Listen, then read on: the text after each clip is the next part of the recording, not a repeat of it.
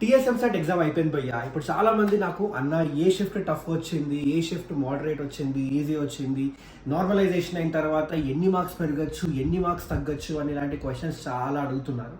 So firstly ఏ shift tough వచ్చిందో easy వచ్చిందో చెప్పలేం భయ్యా. అది మనకి రిజల్ట్ వచ్చిన తర్వాతనే తెలుస్తుంది నార్మలైజేషన్ మార్క్స్ బట్టి.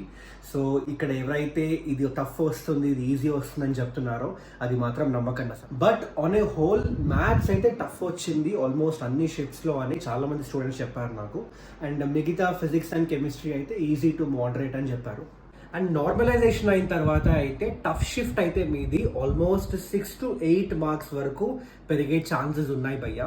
అండ్ అదే ఈజీ షిఫ్ట్ అనుకో అన్ని మార్క్స్ తగ్గే ఛాన్సెస్ కూడా ఉన్నాయి.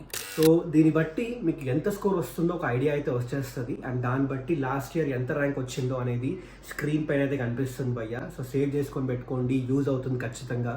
మీ ఫ్రెండ్స్కి కూడా షేర్